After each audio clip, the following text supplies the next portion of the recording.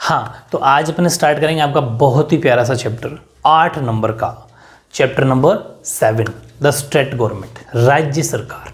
ठीक है, पिछला वीडियो जो अपन ने पीछे वाला चैप्टर जो अपन ने पढ़ा था चैप्टर 6 था, केंद्र सरकार, सेंट्रल गवर्नमेंट अपन पढ़ चुके, उसके बारे में आपने बहुत सारा नॉलेज आपको मैंने करवा दिया। अब द स्टेट गवर्नमेंट, राज्य सरकार अपन पढ़ने वाले हैं, पूरी बात सुनना, बहुत ज़्यादा नॉलेज कराऊंगा इसके अंदर मैं आपको। लेकिन बात क्या है कि मैं कराता हूँ बिल्कुल अप टू डेट, अपडेट। बहुत जगह आपको अपडेट वीडियो नहीं मिलेगा। ये चैप्टर हर कोई ऐसे थोड़ी पढ़ा सकते हो आप, सीधी बुक उठाए शुरू कर दिया, नहीं। इसके अंदर जम्मू कश्मीर को भी खूब सारे वीडियोज़ में, अभी 2 वीक पहले भी कोई वीडियो अपलोड कर रहा है और वो ये बता रहा है कि जम्मू कश्मीर को भी स्टेट बता रहा है। जम्मू कश्मीर स्टेट नहीं है, इसलिए जो मैं कहूँ वो सही है और बिल्कुल नॉलेजेबल न्यूज़ है आपके पास पूरी, और इसको पढ़ना है। इसके अलावा आपके बाहर कुछ नहीं जाएगा, यही तो गारंटी है। आप मेरे वीडियोज़ को सारे देखिए, इसके बाहर कुछ भी नहीं जाएगा, क्योंकि लाइन टू लाइन नोट्स बना रहे हैं भाई, कहाँ से आएगा। ठीक है, तो चैप्टर 7 का नाम है द स्टेट गवर्नमेंट। ठीक है, और दूसरी बात हिंदी में बोलते हैं राज्य सरकार। बहुत ज़्यादा नॉलेज करेंगे इस चैप्टर में अपन, बहुत ज़्यादा। द स्टेट गवर्नमेंट, राज्य सरकार, 8 नंबर का chapter according to new syllabus, नए सिलेबस के अनुसार ये 8 नंबर का चैप्टर। 8 नंबर किसे कहते हैं बताओ। अब द स्टेट गवर्नमेंट की मैं अगर बात करूं तो आपको पता है हमारे देश के अंदर 28 राज्य है, 28 स्टेट्स हैं, समझ गए। 28 राज्यों में अपनी अपनी अलग अलग राज्य सरकार है। ठीक बात है, पूरी बात सुनना। भारत में कितने राज्य हैं, स्टेट है 28, और सबकी अलग अलग गवर्नमेंट है, सरकार है। ठीक है, अब उस सरकार को चलाने के लिए भाई सदन होते हैं, हाउस होते हैं। जैसे अपने सेंट्रल गवर्नमेंट ने पढ़ा राज्यसभा उच्च सदन यानी कि अपर हाउस, वैसे लोकसभा लोअर हाउस यानी कि निम्न सदन होता है। लोकसभा के अपने प्रधानमंत्री जी मुख्य नेता होते हैं, सदन के नेता होते हैं, वो बातें सेंट्रल गवर्नमेंट मैंने आपको सारी बता दी थी। वैसे के वैसे इन राज्यों में भी राज्य सरकार होती है। इनके अंदर क्या होता है, पूरी बात को सुनना।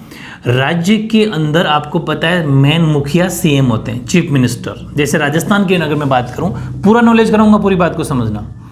राजस्थान की मैं अगर बात करूं तो राजस्थान के चीफ मिनिस्टर आपको पता है अशोक गहलोत है। ठीक है, अच्छा आप देखो करंट में क्वेश्चन बताता हूं। अभी आपको पता है पुलिस, राजस्थान पुलिस के पेपर चल रहे हैं, आज शायद फिनिश हो गए, तो उसमें क्वेश्चन आया कि अशोक गहलोत जी कहाँ के रहने वाले हैं, समझ पा रहे हो। तो हमारे राजस्थान बहुत सारे क्वेश्चन आएंगे, मैं इसे नॉलेज करवाता रहूँगा आपको, तो कंपटीशन तक की तैयारी हो जाएगी। इस चैप्टर को अगर आपने ढंग से पढ़ लिया तो आप कोई सा भी कंपटीशन दे देना, आपके इससे बाहर क्वेश्चन नहीं मिलेगा। कुछ आर्टिकल को छोड़ के, आपके आर्टिकल कम होते हैं, अनुच्छेद कम होते हैं, बाकी मैं सारे नॉलेज करवा दूंगा। तो राजस्थान के अशोक गहलोत जी हैं, जो तीसरी बार आपको पता है, 3rd टाइम अभी आपको हमारे मुख्यमंत्री, तीसरी बार मुख्यमंत्री है। ठीक है, और दूसरी बात ये अपने जोधपुर के आते हैं, जोधपुर से आते हैं। जोधपुर में सरदार शहर कोई जगह है, ठीक है, सरदार शहर सरदारपुर, वहाँ से ये आते हैं, जोधपुर से, जोधपुर के रहने वाले हैं। ठीक है, ये अपने राजस्थान की, ऐसे में नॉलेज करवा दिया आपको क्योंकि वो क्वेश्चन कल मैंने देख लिया था इसलिए। फिर एक बात और है कि हर राज्यों में, अब अपन वापस चैप्टर पे आते हैं, हर राज्यों में एक स्टेट गवर्नमेंट होती है, राज्य सरकार होती है, और हर राज्य सरकार को चलाने के लिए क्या होता है, एक सदन होता है। पूरी बात को सुनना, एक सदन का मतलब 1 हाउस। जैसे लोकसभा राज्यसभा होते थे, वैसे इसमें भी एक सदन होता है। उस सदन को बोला जाता है विधानमंडल। पूरी बात समझना, विधानमंडल यानी कि द स्टेट लेजिस्लेचर, लेजिस्लेचर्स। बात समझ में आ गई। तो स्टेट लेजिस्लेचर, इसको जब बोला जाता है विधानमंडल, राज्य विधानमंडल, पूरा बोल सकते हो आप, राज्य विधानमंडल। तो हर स्टेट में एक सदन होता है और विधानमंडल होता है, लाइक राजस्थान। पूरी बात समझ गई। राजस्थान के अंदर एक विधानमंडल है। अब ये बात किसने कही कि हर स्टेट के अंदर एक विधानमंडल होगा, ये हमारे संविधान में बात लिखी हुई है, कॉन्स्टिट्यूशन में बात लिखी हुई है, अकॉर्डिंग टू आर्टिकल कौन सा, 168, 168 आर्टिकल ये परमिशन देता है। वेरी इंपॉर्टेंट है, जितने आर्टिकल आपके कोर्स में आएंगे मैं लिखवा दूंगा। अनुच्छेद, हिंदी में बोलते हैं अनुच्छेद, अनुच्छेद 168 के अनुसार ये कहा गया है कि हर राज्य में एक विधानमंडल होगा, एक लेजिस्लेचर होगा। ठीक बात है। अब ये बात यहाँ से क्वेश्चन आएगा कि किस अनुच्छेद के अनुसार, किस आर्टिकल के अकॉर्डिंग ये कहा गया कि राज्य में एक विधानमंडल होगा, तो आपके 168, 168। लेकिन लाइक राजस्थान हो गया, राजस्थान में एक ही विधानमंडल है। लेकिन कुछ एक अपने स्टेट्स हैं, फिर बता दूं आपको, वीडियोस मिलेंगे पता नहीं बेहुदा, बिना विदाउट तैयारी करके आ जाते हैं टीचर, वो अभी भी 7 बता रहे हैं, आपकी बुक में 7 दिए हुए हैं। लेकिन 7 नहीं है, जम्मू कश्मीर अब स्टेट नहीं रहा, केंद्र शासित प्रदेश बन गया, यूनियन टेरिटरी बन गया। तो वहाँ पर क्या हुआ, अब 6 स्टेट ऐसे हैं, मैं क्या कहना चाह रहा हूँ, अब 6 स्टेट ऐसे हैं जिनके अंदर 2 हाउस हैं, मतलब कि जिनके अंदर क्या है, 2 हाउस का मतलब होता है 2 सदन है, जिन्हें द्विसदनात्मक बोला जाता है। समझना मेरी बात को पूरी को। 6 राज्य ऐसे हैं, 6 स्टेट्स ऐसे हैं जिनके अंदर 2 सदन है, और जिसमें 2 सदन होंगे, पूरी बात सुनना, 6 राज्य ऐसे हैं जिनमें 2 सदन हैं, 2 सदन जिनमें होंगे उनका एक का नाम होगा विधानसभा। पूरी बात सुनना, एक का नाम होगा विधान परिषद। समझ गए क्या, विधानसभा और विधान परिषद। इंग्लिश की बात करूं तो इसको बोला जाता है लेजिस्लेटिव असेंबली, ठीक है, और इसको बोला जाता है लेजिस्लेटिव काउंसिल, ठीक है क्या।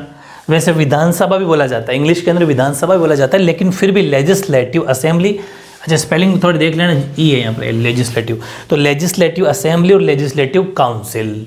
अब मेरी बात सुनो, ये किन्हीं किन्हीं स्टेट के अंदर 2 हाउस हैं। अब वेरी इंपॉर्टेंट क्वेश्चन आएगा कि वो 6 राज्य कौन से हैं। अच्छा मैं कुछ बात बताऊँ आपको, राजस्थान में एक ही है विधानसभा, विधानसभा बोल दो चाहे विधानमंडल बोल दो, वो ठीक है। जिनमें 2 होते हैं उनमें विधानसभा विधान परिषद बोला जाता है, लेकिन विधानमंडल का ही एक पार्ट है विधानसभा, इसलिए हम राजस्थान वाली विधानसभा बोल देते हैं, या फिर विधानमंडल बोल दो, बात एक ही है। लेकिन जिनमें 2 हैं उनके नाम अलग से पूछेगा, तो आप कह देना जिन राज्यों में 2 हैं उनमें पहली जो भी होगी वो विधानसभा होगी, उसके बाद विधान परिषद होगी। पूरे चैप्टर में पूरी PhD करा दूंगा आपको इसके अंदर, विधानसभा पढ़ेंगे, नेक्स्ट टॉपिक लूंगा अभी पूरी डिटेल में, विधान परिषद पूरी डिटेल में सब कुछ पढ़ेंगे। अब आपको ये देखना है, अभी थोड़ा नॉर्मल वाइवा समझो, डायग्राम दिमाग के अंदर फिट हो जाना चाहिए, वरना SST समझ में कभी नहीं आएगी। इस इमेज को यहाँ फिट करो, 7 नहीं है, फिर बता दूँ 6 ही है, फिर बता दूँ, ठीक है, अपडेट न्यूज़ है 2020 की। अब विधानसभा लेजिस्लेटिव असेंबली और विधान परिषद लेजिस्लेटिव काउंसिल। अब बात आएगी वो 6 राज्य कौन से हैं। 7वां राज्य कौन सा था, जम्मू कश्मीर, जो अब क्या हो गया यूनियन टेरिटरी, इसका मतलब 7वां राज्य अब नहीं। अब 6 स्टेट ऐसे हैं जिनमें के अंदर 2 हाउस है। अब उस 6 के लिए मैंने एक छोटी सी ट्रिक बनाई है, हालांकि आप अपने हिसाब से बना सकते हो, लेकिन मैं सोचा कि आपको ईजिली याद हो जाए, ठीक है, और उसको मैंने सिंपल सा बनाया है ताकि आपको ईजी इसलिए याद रह जाए, ठीक है, बाकी कोई बात नहीं है। तंबाकू, ठीक है, हालांकि वर्ड बहुत गलत है ना, लेकिन अपन तो तंबाकू यूज़ करते ही नहीं, धूम्रपान निषेध है भाई, ध्यान रखना। तंबाकू, टी का मतलब तेलंगाना, मैं हिंदी में लिख देता हूँ, हिंदी इंग्लिश एक ही बात है, ठीक है। ए का मतलब आंध्र प्रदेश, बहुत ज़्यादा इजी ट्रिक काम आएगी आपके, और बहुत बार पूछा जाता है, अब पूछा भी जाएगा कि वो 6 राज्य कौन से हैं, इसलिए। फिर एम का मतलब महाराष्ट्र, ठीक है, बहुत इजी है। और बीए, इसको इकट्ठा लिखना है, बीए, बिहार में बीए, यानी कि बीए क्या है, बिहार। के का मतलब कर्नाटक, ठीक है, और यू का मतलब उत्तर प्रदेश। समझ में आ गई। ये बहुत थोड़ी क्या इजी ट्रिक याद रहेगी, अपने हिसाब से भी कर सकते हो, लेकिन इससे क्या है कि बहुत हेल्पफुल रहता है कि याद नहीं आता जल्दी से, तो अपन को ये थोड़ी इजीली ट्रिक है, 1-2 बार प्रैक्टिस कर लोगे तो याद हो जाएगी। वेरी इंपॉर्टेंट क्वेश्चन यहाँ से आना है, अच्छी से प्रैक्टिस कर लेना। अब इस पूरे स्ट्रक्चर को आप रफली कहीं बना सकते हो अपनी कॉपी में, और दिमाग के अंदर कर लो फिट, बस। अब अपन क्या करेंगे, बारी बारी एक एक टॉपिक उठाएंगे और उसमें सब कुछ पढ़ने वाले हैं। जैसे ये विधानसभा है, अब मैं आपको कुछ बातें फिर बताऊँ। ये विधानसभा है, आपको बता दूँ विधानसभा के अंदर जैसे मेन जो होंगे हमारे विधानसभा के अंदर चीफ मिनिस्टर, मुख्यमंत्री, और मुख्यमंत्री की आगे पढ़ेंगे, हालांकि इस आपके चैप्टर में मुख्यमंत्री को शपथ कौन दिलाता है, शपथ दिलाते हैं हमारे राज्यपाल यानी कि गवर्नर महोदय, ठीक है। ये बातें हैं जो आगे बता दूंगा खैर आपको भी। और जिन जिन राज्यों के अंदर 2 सदन है, 2 हाउस है, उसके 3 पार्ट भी माने गए। 3 पार्ट का मतलब, जैसे पहला पार्ट हो गया राज्यपाल, इनमें मेन क्या होता है, राज्यपाल, जिसको अपन क्या बोलेंगे, गवर्नर, ठीक है। और नंबर 2 विधानसभा, विधानसभा का मतलब लेजिस्लेटिव असेंबली। और नंबर 3 विधान परिषद, परिषद का मतलब लेजिस्लेटिव काउंसिल।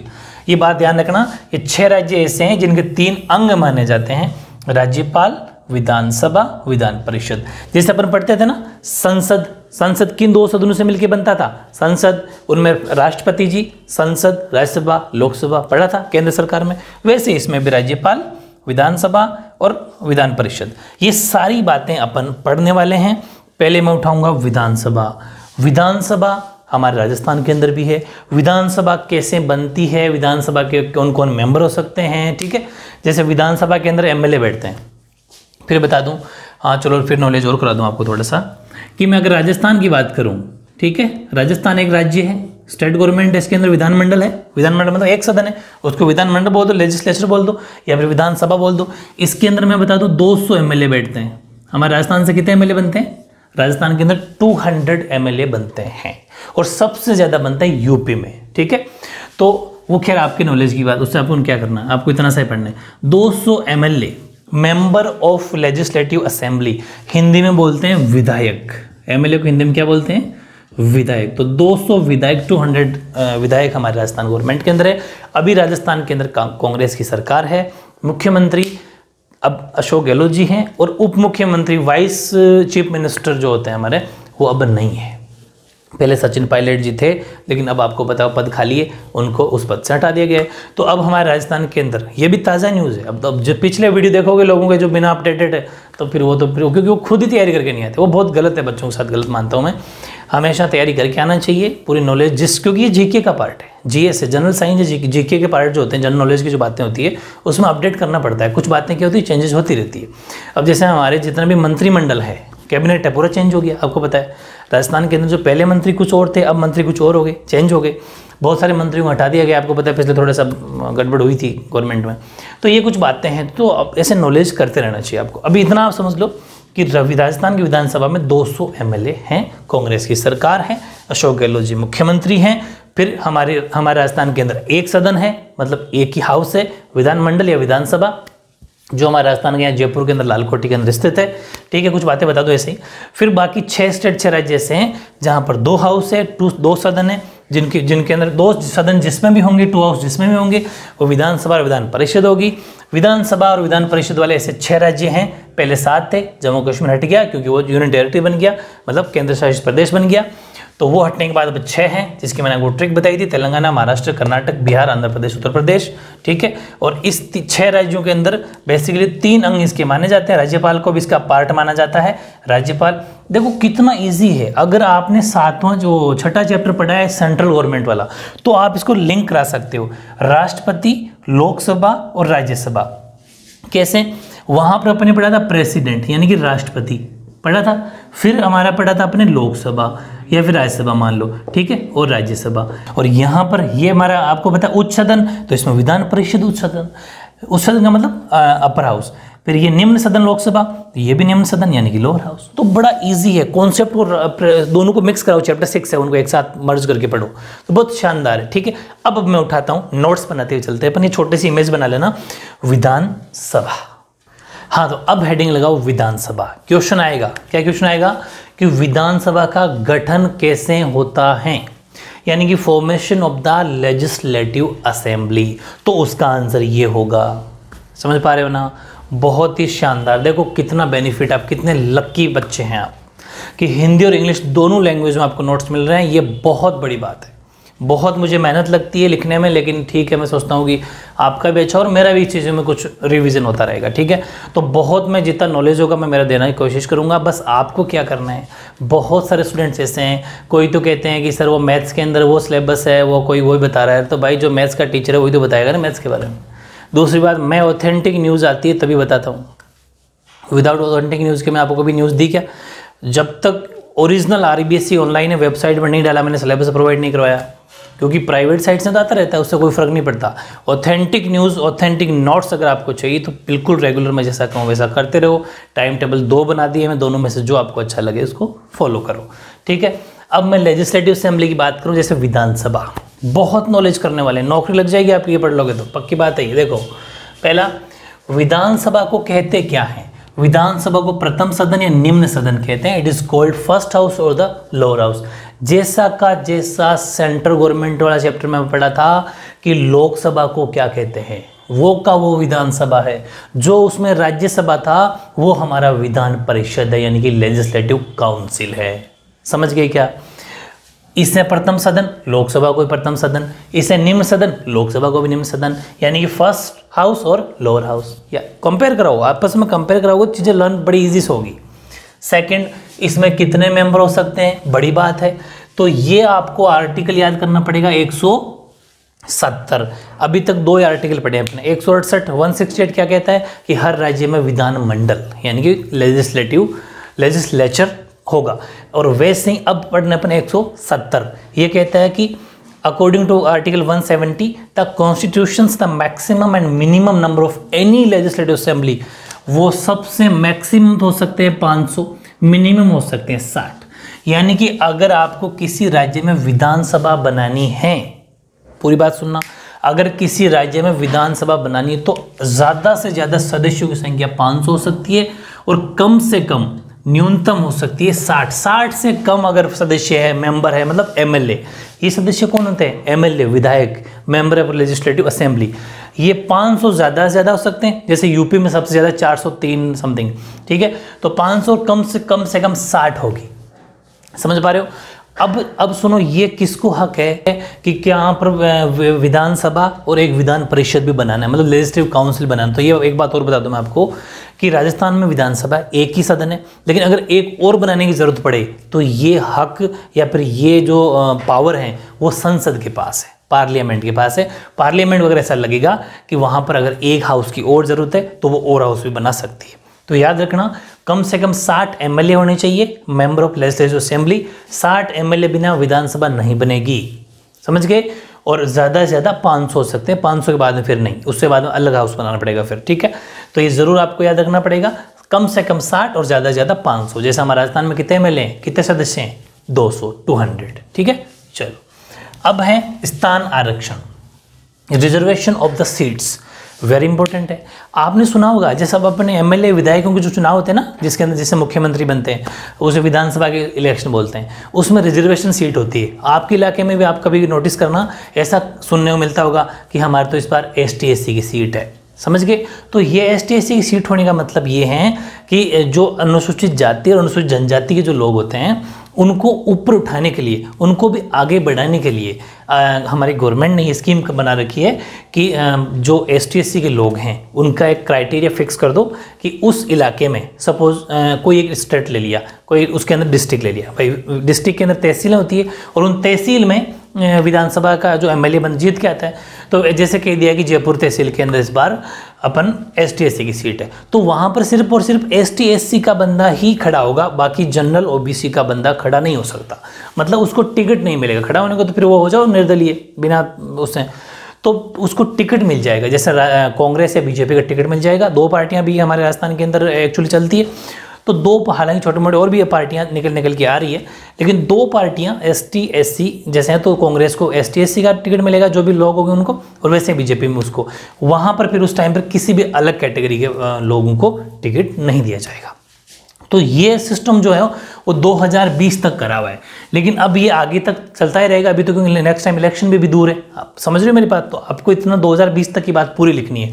अब ये चेंज नहीं हुआ, 2-3 साल तक होगा भी नहीं, वापस अमेंडमेंट आ जाएगा, डेट बढ़ जाएगी, कभी भी ये चीज़ खत्म नहीं होनी है। रिजर्वेशन तो रहेगा ही सीट्स का, ठीक है, इसलिए ये बिल्कुल फिक्स है। राज्यों की विधानसभाओं में अनुसूचित जातियों यानी कि SC और अनुसूचित जनजातियों यानी कि ST के स्थानों के आरक्षण की व्यवस्था 95वें संविधान संशोधन 2009 के अनुसार 2020 तक की गई। अब फिर सुनो, क्वेश्चन आएगा कि ST और SC यानी अनुसूचित जाति अनुसूचित जनजाति के लिए रिजर्वेशन की सुविधा किस अमेंडमेंट के जरिए की गई है, किस संवैधानिक संशोधन के द्वारा की गई? तो 95। मैंने कहा था जो भी चीज़ नहीं निकल के आती, पूरी बात सुनो, बहुत ज़्यादा दिमाग में फिट कर दूंगा आपके माइंड में, कि हमारा एक कॉन्स्टिट्यूशन है, संविधान है। अब संविधान के अंदर जो कभी भी संविधान में चेंज नहीं होगा, संविधान के जो मूल अनुच्छेद है, आर्टिकल है, उनमें कभी भी बदलाव नहीं किया जाएगा। लेकिन अगर कुछ नई चीज़ जोड़नी है तो फिर उसमें संविधान कॉन्स्टिट्यूशन अमेंडमेंट करते हैं, मतलब संविधान में संशोधन करते हैं और कोई नई चीज़ जोड़ देते हैं। मूल संविधान में कभी चेंज नहीं होगा, मूल कॉन्स्टिट्यूशन हमारा ओरिजिनल कॉन्स्टिट्यूशन में कभी चेंज नहीं होगा, कुछ चीज़ जोड़ी जा सकती है, बस उनमें अमेंडमेंट करना पड़ता है। जैसे ये 95वां अमेंडमेंट किया था, 95 टाइम, मतलब 95वां बार जब अपन ने संविधान में संशोधन किया, चेंजेस किया, तो उस टाइम पर हमने कह दिया कि ST/SC को रिजर्वेशन होगा। कब किया था? 2009 में। याद रखना, रिजर्वेशन कब से लागू है? 2009 से। 95 में संविधान संशोधन 2009 से। कब तक है? 2020 तक। समझ गए? गुड। फिर है निर्वाचन पद्धति, इलेक्शन प्रोसेस।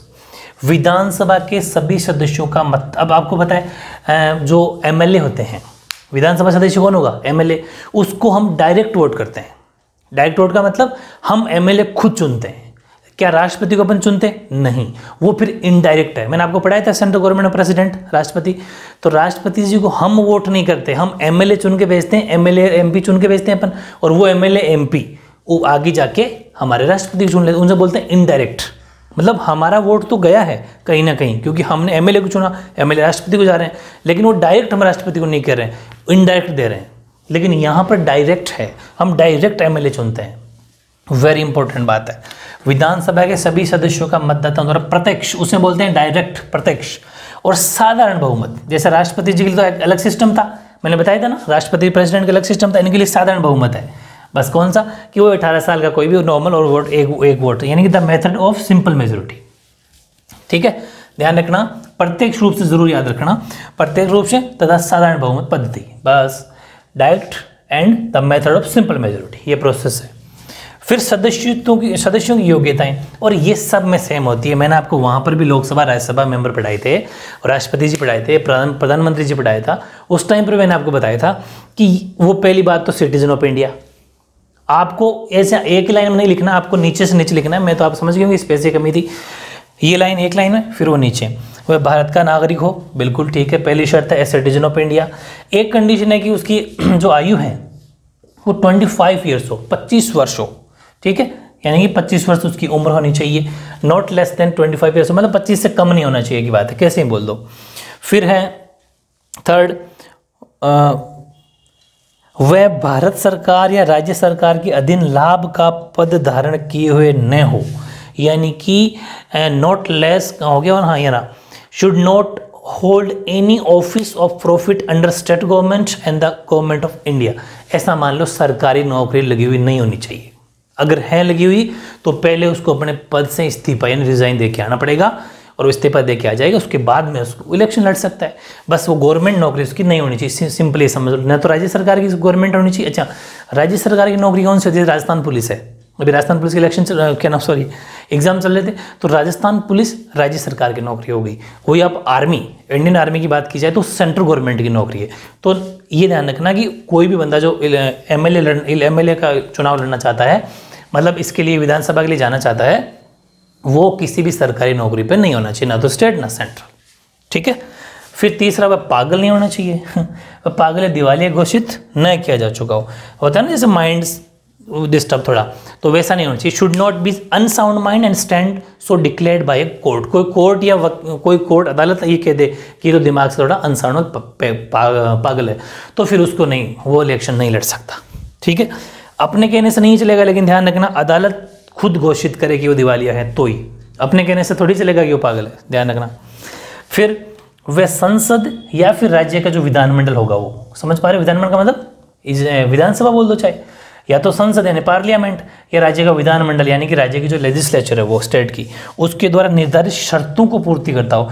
जो जो शर्त हैं ये आपको सिर्फ इतना सा ही पढ़ना, हालांकि इस पॉइंट पर बहुत सारे आर्टिकल वगैरह हैं, आगे कॉम्पिटेटिव एग्जाम में जाओगे तो इस बारे में बहुत कुछ पढ़ोगे, लेकिन आपके लिए इतना सही है कि बस इसकी शर्तों को पूरा करता। एक बात और बताऊं मैं आपको, ये जो पॉइंट है ना, ये सब में काम आता है।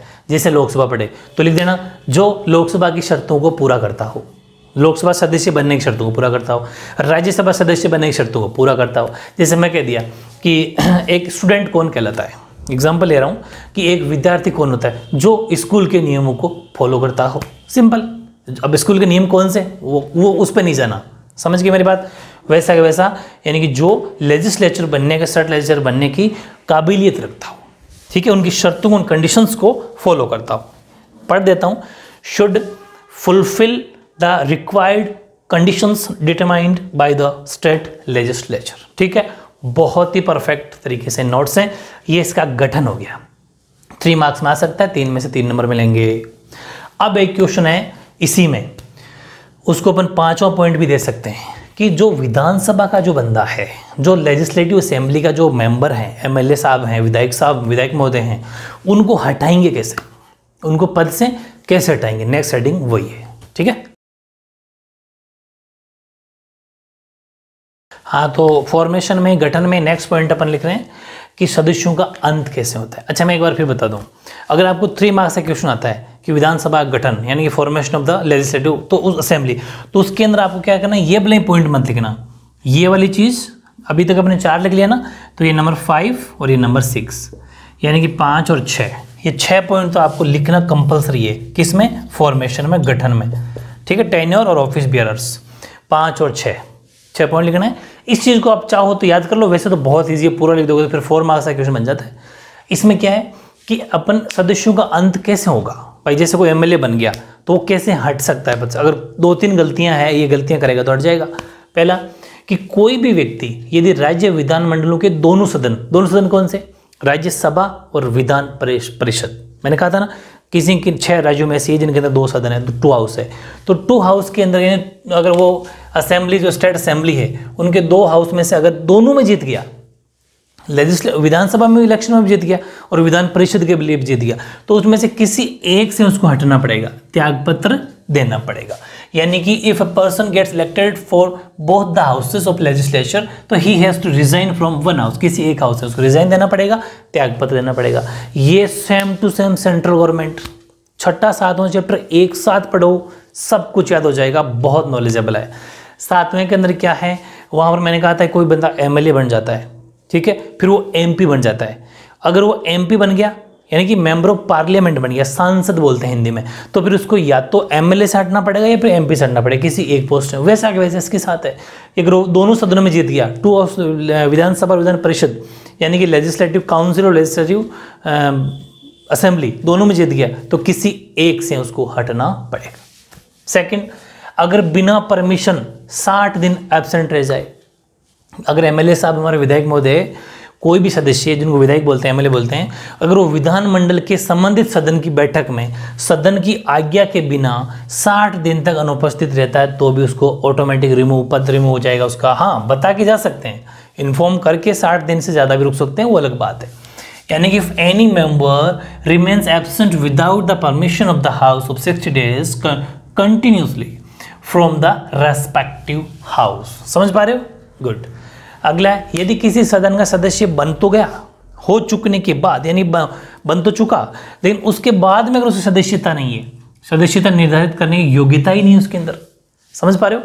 उसमें वो योग्यता ही, जैसे कोई भी आपकी नौकरी लगती है, हालांकि ऐसा कम होता है लेकिन बता रहा हूँ, नॉर्मल तो है, प्रैक्टिकल लाइफ में तो कम है, लेकिन जो रूल है वो रूल है। जैसे किसी की नौकरी लग गई, ठीक है, बट जब ट्रेनिंग पीरियड आया, उसका ट्रेनिंग के अंदर वो काम ही नहीं कर पा रहा है कुछ भी। जैसे आर्मी के अंदर सिलेक्शन हो गया, चलो रनिंग में आप पास हो गए वगैरह, फिजिकल फिट सब ठीक है, एग्जाम भी पास, अब आपकी ट्रेनिंग हो रही है तो आप दौड़ ही नहीं पा रहे हो कि नहीं मुझे दौड़ा ही नहीं जाता, मैं तो यही नहीं, फिर क्या करोगे आप? हटा दो, योग्य ही नहीं हो, कैपेबल ही नहीं है उसके लिए, हटा दिया जाएगा उसको। यानी कि अगर if he has lost the required eligibility for the concerned house after getting the membership, तो उसको वहाँ से भी हटा दिया जाएगा। तो बड़ा ईजी है, क्या याद रखना है, ज़्यादा नहीं तो 2 तो याद रख लो। एक तो क्या, अगर वो दोनों सदन में चुन लिया, दोनों हाउस में जीत गया तो किसी एक से हटना पड़ेगा, इजी। दूसरा, 60 दिन बिना परमिशन अगर रह गया तो उसको ऑटोमेटिक हटा दिया जाएगा। और तीसरा कि अगर उसके अंदर सदस्य रहने की योग्यता ही नहीं है ना, तो उसको भी ऑटोमेटिक हटा दिया जाएगा, एलिजिबिलिटी भी नहीं है तो। कार्यकाल, टेन्योर वही 5 साल, ठीक है। The term of legislative assembly of is 5 years. इन राज्य विधानसभा कार्यकाल कितना होता है? 5 साल होता है। यानी एमएलए साहब कितने दिन तक रहेंगे? 5 साल तक रहेंगे। पदाधिकारी कौन कौन होते हैं? ऑफिस बेयरर्स, ये सेम वही है, स्पीकर और डिप्टी स्पीकर 2 होते हैं, विधानसभा अध्यक्ष, विधानसभा उपाध्यक्ष। अभी चलो एक लाइव ताज़ा बताता हूँ। राजस्थान के अंदर, क्योंकि भी अपन राजस्थान बोर्ड के बच्चे तैयारी कर रहे हैं, तो राजस्थान के जो हमारे विधानसभा के अध्यक्ष कौन है बताओ? सीपी जोशी। याद रखना, राजस्थान के विधानसभा के अध्यक्ष सीपी जोशी। हालांकि आपसे नहीं पूछेंगे लेकिन मैं नॉलेज करवा देता हूँ, और ठीक है, और दूसरी बात मैं और बता दूं आपको, उपाध्यक्ष अभी नहीं है। और प्रोटेम स्पीकर में बात करूं, हमारे यहाँ पर एक प्रोटेम स्पीकर बोलते हैं, अस्थायी अध्यक्ष बोलते हैं, वो हमारे बीजेपी से जो है गुलाब चंद कटारिया है। नॉलेज के लिए बता रहा हूँ, प्रोटेम स्पीकर बोलते हैं उनको, ठीक है, यानी कि अस्थायी अध्यक्ष। जब सीपी जोशी जैसे नहीं रहे, कोई कारणवश कहीं चले गए हो या फिर एब्सेंट हो गए, कोई बात है ना, तो प्रोटेम स्पीकर कौन होंगे? गुलाब चंद कटारिया, जो बीजेपी से हैं, ठीक है। तो ये कुछ बातें थी। और दूसरी बात ये कि जो अध्यक्ष उपाध्यक्ष जो होते हैं, यानी स्पीकर और डिप्टी स्पीकर होते हैं, इन दोनों को ही हमारी लेजिस्लेटिव जो असेंबली होती है ना, जो विधानसभा होती है, उस विधानसभा के जो मेंबर होते हैं ना, वही चुनते हैं। जैसे 200 एमएलए हमारे राजस्थान विधानसभा के अंदर, तो 200 एमएलए मिलके अध्यक्ष और उपाध्यक्ष को चुन लेंगे। जैसे अध्यक्ष का चुनाव हो रहा है, तो 200 में से 100+ अगर वोट मिल गए तो अध्यक्ष चुन लिया जाएगा, मतलब वही मेंबर चुनेंगे, अपन उनको वोट नहीं करेंगे। तो अध्यक्ष उपाध्यक्ष कौन होंगे?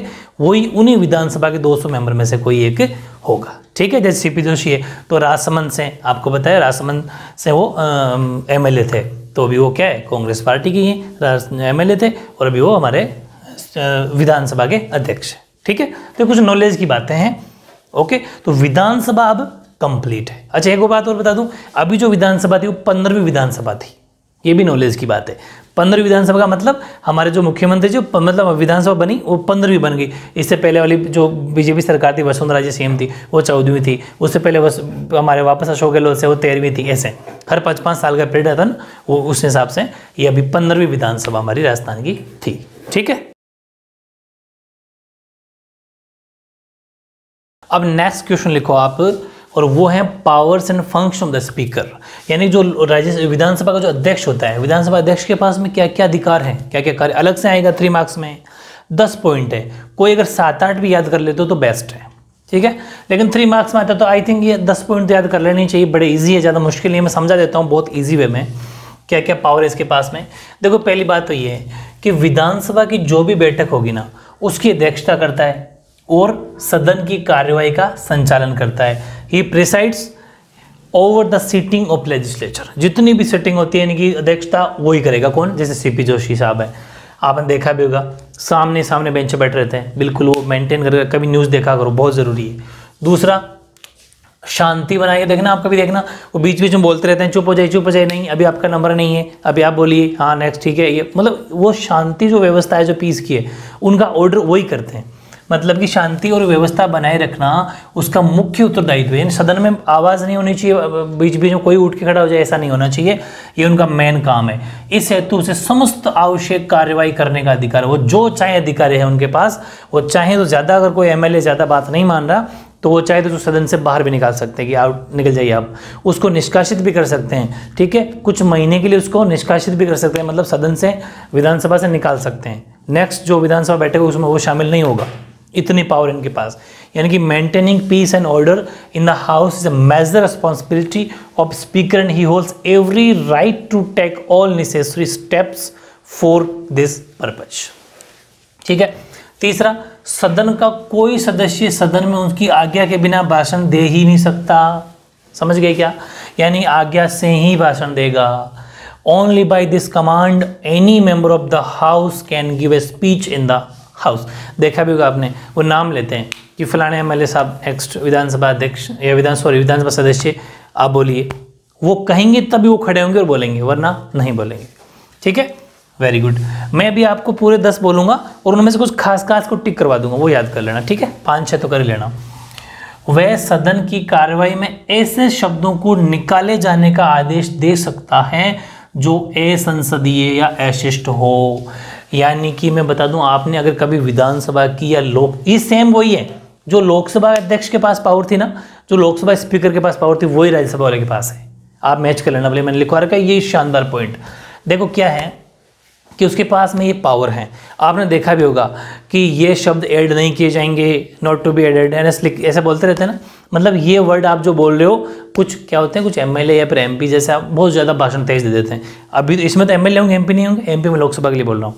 तो एमएलए क्या करेंगे, कोई विधायक जो कुछ इलीगल वर्ड्स बोल देते हैं, कोई गाली गलौज या फिर कुछ ऐसे वर्ड जो वाकई संसद की भाषा नहीं होती, हमारे पार्लियामेंट्री वर्ड्स नहीं होते, उनको ही हटा देंगे। मतलब वो उनकी बात ऐड नहीं होगी, समझ रहे हो। वो चाहे कितना ही बोलते रहें, उसको विधानसभा के अंदर उस बात को माना नहीं जाएगा। वरना आप क्या सोचते हो, जो एमएलए जो भी भाषण देते हैं उन बात को रिकॉर्ड किया जाता है उस बात को सुना जाता है और स्पीकर उस पर, जैसे किसी ने कह दिया कि हमारे शहर के अंदर या हमारे कॉलोनी के अंदर रोड सही नहीं बना हुआ, इतने दिन हो गए, रोड बनना चाहिए, उस बात को रिकॉर्ड किया जाता है और उसके बाद जैसे कार्रवाई फिनिश होती है उस पर विचार किया जाता है और वो रोड बन जाती है, समझ रहे हो। लेकिन ऐसे कोई वर्ड, ऐसे रूड वर्ड्स होंगे उनको हटा दिया जाएगा। He can order to remove all non parliamentary और rude words from the presiding of the house, ठीक है। पांचवा, आपको पता है सदन का नेता होता है, वेरी इंपॉर्टेंट बात, सदन का नेता होता है कौन? लोकसभा में सदन का नेता कौन होता है? प्रधानमंत्री। पूरी बात सुनो, लोकसभा में जो लीडर होता है, पूरी बात सुनना मेरी, लीडर ऑफ हाउस, वो लोकसभा में तो होता है हमारा प्राइम मिनिस्टर, लेकिन इस विधानसभा में कौन होता है? मुख्यमंत्री, चीफ मिनिस्टर, यानी अशोक गहलोत, प्रेजेंट की बात करूं तो। यानी कि ये जो अध्यक्ष महोदय होंगे, कौन? विधानसभा अध्यक्ष, ये सदन के नेता से, मतलब मुख्यमंत्री जी से हैं। वर्ड पे जोर दे रहा हूं, ध्यान देना, परामर्श करेंगे और परामर्श में सदन की कार्यवाही का क्रम निश्चित कर सकता है। यानी कि he can determine the order of proceeding in the house on the advice of the leader of house. क्या कि अब नेक्स्ट बैठक अपन कब बुलाएं, नेक्स्ट विधानसभा की कार्यवाही कब लाएं, ये हमारे अशोक गहलोत जी से सीपी जोशी साहब पूछेंगे कि हमें क्या करना है, समझ पा रहे हो, उनकी एडवाइस से। फिर वह प्रश्नों का स्वीकार करता है या फिर नियम विरुद्ध होने पर अस्वीकार कर देता है। जैसे कोई एमएलए कोई क्वेश्चन करता है तो उसको ये चाहे तो एक्सेप्ट करे, अगर वो सही नहीं है तो does not accept the questions when they are anomalous. यानी कि अगर वो अनोमलस का मतलब होता है कि अगर वो क्वेश्चन सही नहीं है, अमाननीय है, संसदीय लैंग्वेज भाषा में नहीं है, यानी कि उसको नियम के विरुद्ध है, तो उसको अस्वीकार भी किया जा सकता है। ये कौन करेगा ये काम? विधानसभा अध्यक्ष, यानी कि speaker Vidhan Sabha and legislative assembly का। फिर वह मतदान पश्चात परिणाम की घोषणा करता है। जैसे इलेक्शन कंप्लीट हो गए तो रिजल्ट क्या रहा, ये वही करेंगे, घोषणा करेंगे। He makes the declaration of results after the voting. सामान्य परिस्थिति में एक्चुअल में क्या होता है, नॉर्मल जो सरकमस्टांस है उसके अंदर ये वोट नहीं करते, कौन? विधानसभा अध्यक्ष। लेकिन ऐसी देखो सेम टू सेम वही तो है जो लोकसभा अध्यक्ष करता है। मैंने वहां पर बताया था कि इसका वोट कब पड़ता है, सपोज, यानी कि ऐसी कंडीशन में ही normal circumstance he does not participate in the voting in house, but if there is a situation of equal votes in the pros और कॉन्स, यानी कि पक्ष और विपक्ष, तो on an issue he uses the casting vote.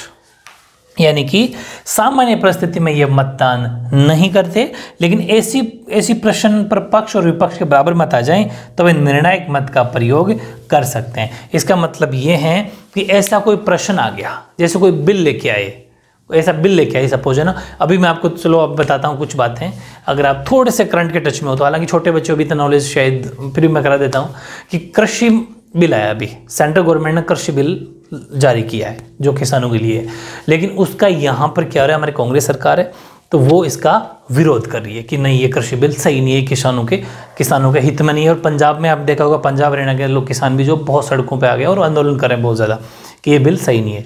तो ये अगर ऐसा बिल आ गया हमारी विधानसभा में, उसके ऊपर बहस हो रही है, बहस हो रही है मतलब बिल को पास करने की बात चल रही है, लेकिन बिल पास नहीं हो रहा सपोज, क्योंकि 100 जनों ने कह दिया कि बिल पास होना चाहिए, 100 जनों ने कह दिया बिल पास नहीं होना चाहिए।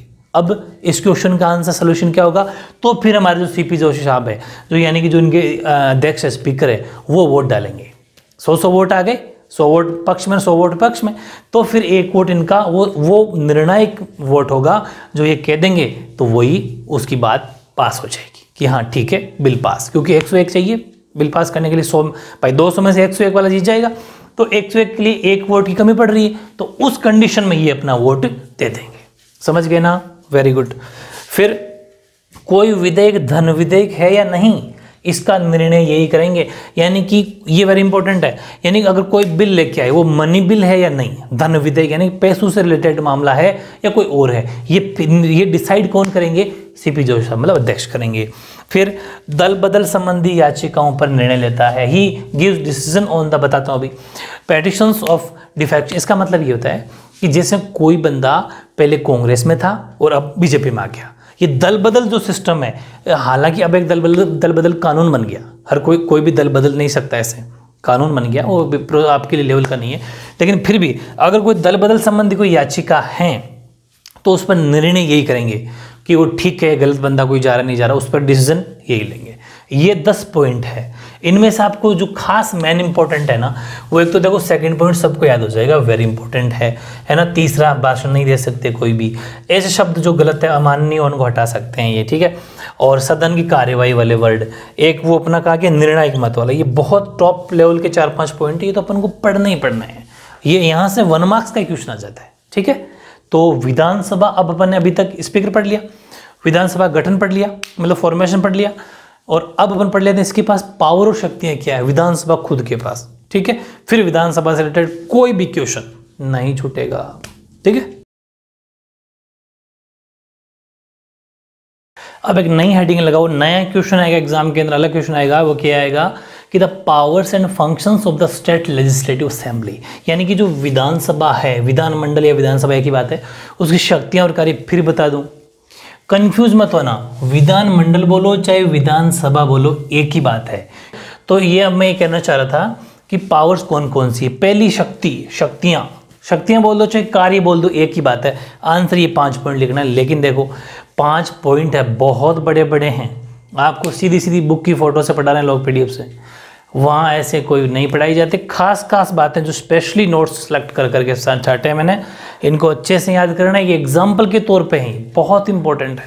पहला, इसके पास कौन सी पावर है, लेजिस्लेटिव पावर्स।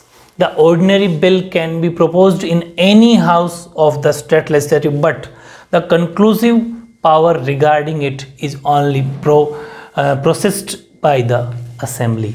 यानी कि हाँ ठीक है, विधायी शक्ति का मतलब जो कानून से रिलेटेड हो, लेजिस्लेटिव पावर, वो ये कि साधारण विधेयक जो होता है वो राज्य विधानमंडल के किसी भी सदन का मतलब या तो विधानसभा या विधान परिषद, पूरी बात सुनो, विधान मंडल, समझ गए क्या मतलब, लेजिस्लेचर के 2 पार्ट होते हैं, मैंने कहा था 6 स्टेट के अंदर ऐसा मामला है, एक तो विधानसभा और एक विधान परिषद, यानी कि legislative assembly, legislative council.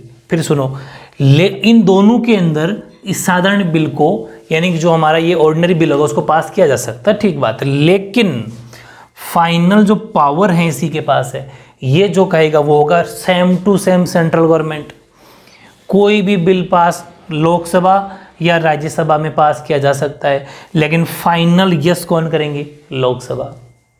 Ditto, वहाँ की लोकसभा, यहाँ की विधानसभा, वहाँ की राज्यसभा, यहाँ की विधान परिषद, पूरी बात सुन ली, वहाँ के राष्ट्रपति जी, यहाँ के राज्यपाल, सुन रहे हो ना, ये हाईएस्ट पोस्ट होती है पूरी संसद, या फिर ऐसा मान लो कि राज्यसभा के अंदर उपराष्ट्रपति जी बैठते हैं और उनमें राष्ट्रपति जी बड़े होते हैं सबसे, सेंट्रल गवर्नमेंट में, स्टेट गवर्नमेंट सबसे बड़े कौन है, राज्यपाल, गवर्नर। और हमारे अभी गवर्नर कौन राजस्थान में, कलराज मिश्र, ठीक है। अच्छा सुनो, पूरे भारत की फर्स्ट महिला, पहली महिला नागरिक, सुना होगा ऐसा वर्ड कि भारत की पहली महिला नागरिक कौन होगी, जो प्रेसिडेंट साहब की वाइफ होगी, ठीक है। क्वेश्चन आ रहा है कि कलाम साहब के फिर जिनकी शादी नहीं हुई उनकी फिर फर्स्ट महिला नहीं होगी, तो यानी कि जो प्रेसिडेंट साहब हैं, राष्ट्रपति जी हैं, उनकी जो वाइफ होगी वो पहली भारतीय नागरिक होंगी। सेम टू सेम राज्यपाल, जो स्टेट में होता है गवर्नर सबसे बड़ी पोस्ट, मुख्यमंत्री से ही बड़े होते हैं राज्यपाल पोस्ट में, समझ गए क्या। हालांकि कामकाज का सारा काम वहाँ पर प्रधानमंत्री जी देखते हैं, राष्ट्रपति के पास सिर्फ सिग्नेचर है, सेम टू सेम यहाँ पर राज्यपाल सिर्फ सिग्नेचर है, मुख्यमंत्री सारा काम देखते हैं, चीफ मिनिस्टर। लेकिन राज्य की महिला कौन होगी, जो राज्यपाल की वाइफ होगी, यानी जो स्टेट की वुमेन नागरिक जो होगी, सिटीजन होगी, फर्स्ट वुमेन सिटीजन, पहली राज्य की नागरिक, महिला नागरिक राज्य में कौन होगी, जो राज्यपाल की वाइफ होगी, पत्नी होगी, ठीक है। यानी कलराज मिश्र की वाइफ, यहाँ की अगर प्रेजेंट बात करूँ, ये चलो ये बात यहाँ, लेकिन विधानसभा वाली बात मानी जाएगी, यानी कि सदन में प्रस्तावित किए जा सकते हैं, किंतु इसके संबंध में अंतिम शक्ति विधानसभा को ही है। तो अपन विधानसभा पढ़ रहे हैं तो विधानसभा की पावर हो गई, डन। यानी कि to ordinary bill can be proposed in any house the state legislative but the conclusive power regarding it only processed by the assembly. दूसरे, वित्तीय शक्ति, आय और व्यय का जो वार्षिक लेखा जोखा होता है, जिसे अपन बजट बोलते हैं, वो विधानसभा से स्वीकृत होने पर ही आप उसको खर्च कर सकते हो। जैसे only after the approval of annual budget by the state assembly and work related to income and expenditure can be undertaken, ये अंडरटेकन है ना, बाय द गवर्नमेंट। यानी कि अगर अपने बिल बजट पास कर दिया, ठीक है, बजट हर साल आता है, बजट आ गया, लेकिन बजट अगर विधानसभा यस करेगी तो ही आप उसको खर्च करोगे। जैसे कह दिया 500 करोड़ स्पोर्ट्स में खर्च करेंगे, 800 करोड़ स्टडी में खर्च करेंगे, लेकिन अगर विधानसभा उस पर यस कर चुकी है तो ही आप उसको खर्च करोगे, वरना खर्च नहीं करोगे। इसका मतलब ये फाइनेंशियल पावर इसके पास में है, ठीक है। देन नेक्स्ट थर्ड है प्रशासनिक शक्ति, एडमिनिस्ट्रेटिव पावर्स। बहुत बड़ी बात है, मैंने एक बहुत ही 2 लाइन जबरदस्त लिखी आपके कि विधानसभा के द्वारा अविश्वास प्रस्ताव पास किया जा सकता है जिसके कारण मंत्रिमंडल पद त्याग करना पड़ता है, पूरी मंत्रिमंडल खत्म। अगर विधानसभा के दे की अविश्वास प्रस्ताव ले आई, यानी इसे बोलते हैं विश्वास प्रस्ताव बोल दो चाहे अविश्वास प्रस्ताव बोल दो। एग्जाम्पल देता हूँ, सपोज अभी यहाँ गवर्नमेंट कौन सी है, कांग्रेस सरकार है, अशोक गहलोत की सरकार है। अब उनको ये कह दे विधानसभा कि आप विश्वास प्रस्ताव लेके आओ, मतलब क्या आपके सपोर्ट में वाकई, अभी जैसे ऐसी स्थिति बनी भी थी सचिन पायलट के टाइम पर, आपने सुना होगा, बहुत ज़बरदस्ती ये माहौल बना था अभी थोड़े दिन पहले।